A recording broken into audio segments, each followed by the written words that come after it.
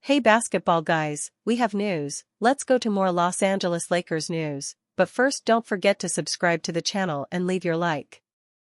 The Lakers have not given up on center Miles Turner, because they believe that this player has the profile to help Luka Doncic and LeBron James.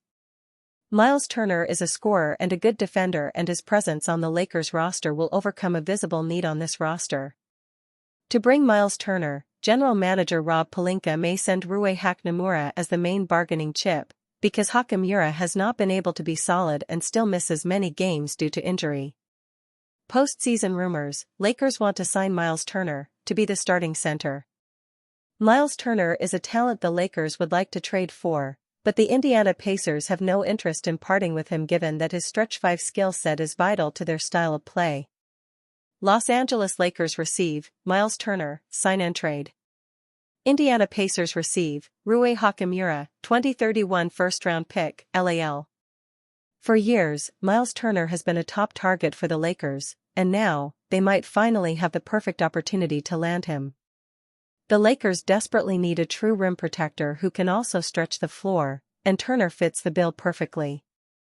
The Pacers' big man is once again among the league leaders in blocks, 1.9 BPG, while averaging 15.5 points and shooting 39.1% from deep, a rare skill set that would allow the Lakers to maintain floor spacing while shoring up their interior defense.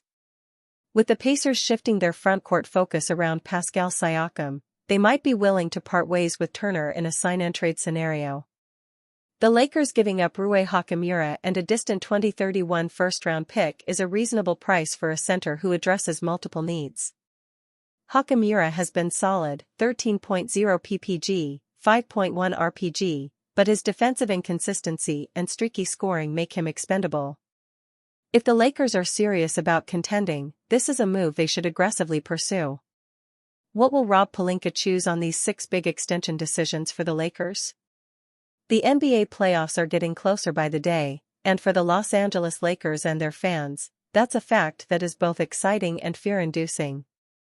The Lakers were on a serious run last month, and their acquisition of Luka Doncic vaulted them into a select group of teams that have a chance at making some serious postseason noise. That excitement has been tempered by the current health situation of the team. The Lakers have been struggling in the past couple of weeks as they've dealt with the extended absences of LeBron James and Rui Hachimura, and the lingering injuries to Luka, Jackson Hayes, and Dorian Finney-Smith. The good news is that LeBron and Rui came back on Saturday. The bad news is that the Lakers got mollyhopped by the Chicago Bulls 146-115. 2 nights later, they lost by double digits to the Magic. The lead-up to the postseason is going to be extremely interesting to see what kind of seed the Lakers are able to grab and what they're able to do with it, but it's not all that the front office and the fanbase should be worrying about. This is going to be a critical offseason in LA, and that starts with trying to get Luka to commit to a long-term extension. The former Maverick is still under contract for one more season past this one, and he has a player option for 2026 to 27. But if General Manager Rob Pelinka isn't able to extend him this summer, it's going to make for an awkward, tension-filled time next season. All indications are that Luka is enjoying his time in LA, which would make it surprising for him not to re-sign, but still. Let's get it done. Technically, Luka's decision can wait, even if nobody in Lakers Nation wants that to happen. There are 6 other Lakers though who Pelinka is going to have to decide on sooner. Today we're taking a look at all 6 of them, and placing our bets on the most likely course of action. Jackson Hayes. Nearly all of the players on our list can be found on the lower end of the depth chart, but not Jackson Hayes. The way Hayes has gone from vilified backup to indispensable starter this year might just be unprecedented.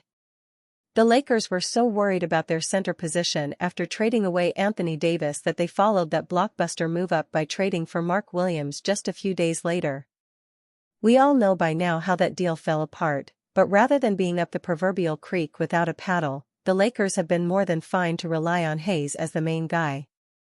That might not still be the case when Pelinka has all offseason to search the market, and besides, Hayes-inspired play has only increased his value and the odds that other teams will try to sign him.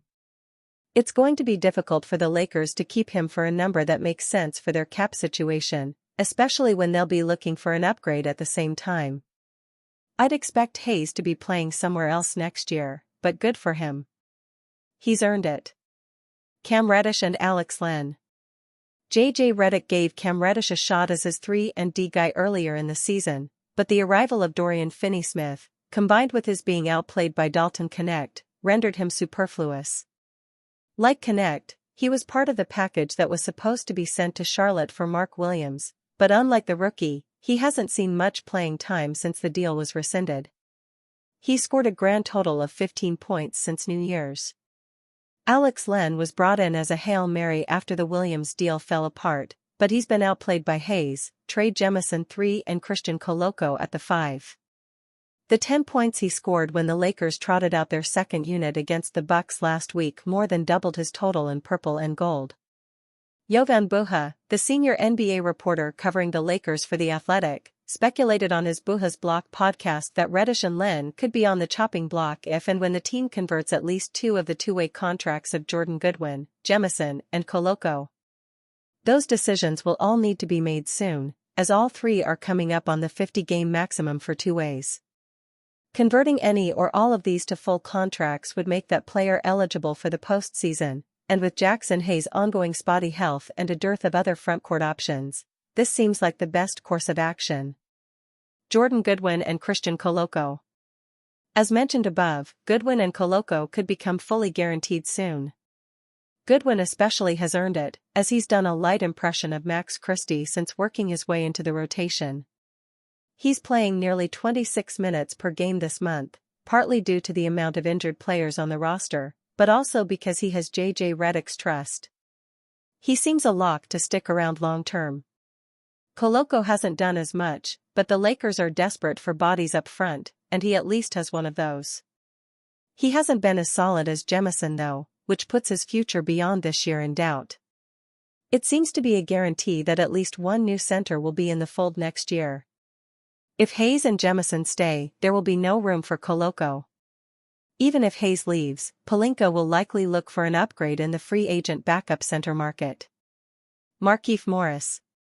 Unless the Lakers are resting their entire starting 5, there isn't much playing time to be found for Markieff Morris these days. That may not matter though, as he's carved out a spot as a trusted locker room voice and bench veteran on this team. Lakers could acquire NBA champion Celtics big to help Luka, LeBron chase title in 2025-26. The Los Angeles Lakers have dealt with lingering concerns regarding their frontcourt depth after the team's shocking trade deadline decision to part with 10-time All-Star Anthony Davis in exchange for ex-Dallas Mavericks superstar Luka Doncic, but these issues could be wiped away this offseason. Los Angeles's general manager Rob Pelinka will surely be scouring both the trade market and pool of free agent centers come summertime, and he may be able to snag a solid supporting piece from the team's archenemy. According to recent reports, the Boston Celtics' soon-to-be unrestricted free agent and 2024 NBA champion Luke Kornet could entertain the thought of leaving the team for a bigger payday. In turn, the Lakers may be named as strong suitors for the reserve big. While Al Horford will turn 39 in June, he's likely to be back with the Celtics, Bleacher Report's Eric Pincus wrote Tuesday. Can the same be said of Luke Kornet? The backup center is turning 30 this summer. This may be the best time to turn his productive years in Boston into a contract larger than a minimum somewhere else. Kornet has certainly proven to be a valuable piece of a contending team, as the 7'2" paint presence has contributed 5.5 points, 5.1 rebounds, and 1.0 blocks while shooting 67.9% from the field in just 18.1 minutes of action for the Celtics this season. As a sneakily athletic rim runner and lob finishing threat, it's possible to envision Kornet's fit with the Lakers being seamless when paired with the team's all-time great playmaking duo of Doncic and four-time league MVP LeBron James. In previous seasons, he's even experimented with his long-range shooting, boasting a career 32.2% shooting clip from the three-point line through his first 8 seasons. The Lakers may conduct internal discussions regarding several other talented big men expected to be available this summer, such as the Indiana Pacers' Miles Turner, the Chicago Bulls' Nikola Vucevic and the Charlotte Hornets' Mark Williams. However, if these options are either unwilling to sign on as free agents or Pelinka is unable to swing a major trade for his center of choice, it's likely that Kornet could be pursued by the storied organization. LeBron James speaks about ability to impact games without scoring. Wednesday night's win over the Indiana Pacers was an interesting game for LeBron James. He had 10 points, including the buzzer-beating game winner, in the fourth quarter alone. He provided huge plays when the Los Angeles Lakers needed them offensively. But he did make his first field goal until the fourth quarter started. He had just 3 points on 0 field goals made entering the final quarter, making it one of the first real time his 10-point scoring streak was in jeopardy. But when the game was said and done, James was still a hugely impactful player for LA. He had 13 rebounds and 7 assists and was a +5 in a game where 3 starters, Luka Doncic, Jackson Hayes, and Rui Hachimura, finished in the minus for the night. But that's exactly the type of player LeBron wants to be, he discussed after the huge win, via Spectrum Sportsnet. Yeah, whatever it takes to help your teammates win. For me, I can always do other things to still impact the game, even when I'm not scoring. That's the beauty of my game. I've always built that through my whole life as far as being three-dimensional. Being able to get my guys involved, being able to rebound, defend, and then sprinkle in a few points here and there. James' most obvious impact was on the final play of the game, when he got the offensive rebound and tip-in off of the Doncic miss to win the game at the buzzer. He broke down his perspective on that final play and what he was trying to do. Once I hit Luka and he got the driving angle, I was just trying to read the ball off the rim. It kind of looked like it was a little short, but I knew it had a chance if it hit the front rim and maybe bounced it. But once it came out of there, I just wanted to try to tap it with enough time. Obviously you can see me probably looking over at the Jumbotron just to see if the replay was coming to see if I actually got it on time, and it was a good play for us. LeBron knows that, when he's called upon, he can be a scorer.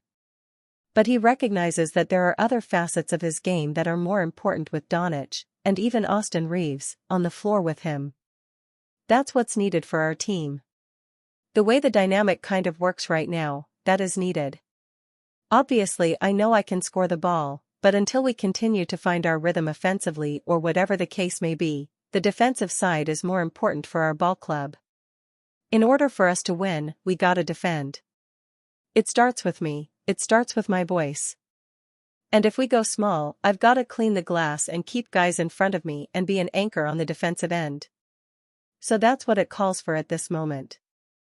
The Lakers star was too focused on whether or not his shot counted to really celebrate the game winner, but spoke about his feelings once it was confirmed and the Lakers got the victory. I really couldn't have too much emotion because I was trying to see if I got the ball off, to be honest. It's always tricky when you kind of touch the ball and kind of see the red light around the backboard and you don't quite know if you got it off in time. I thought I had on time, but you never know sometimes. It's always that split second and seeing the ball on the tip of your fingers, but it was definitely gratifying to see if count. Especially with the way we've been playing and how they've been playing, to come in here and get a good win in a very hostile environment. That's big time for our ball club. The Lakers desperately needed a win on Wednesday night. It was hugely beneficial to stay afloat in the race at the top of the Western Conference, allowed the Lakers to avoid a 4-game skid, and came on the first night of a back-to-back with a Chicago Bulls team that just ran them off the floor looming.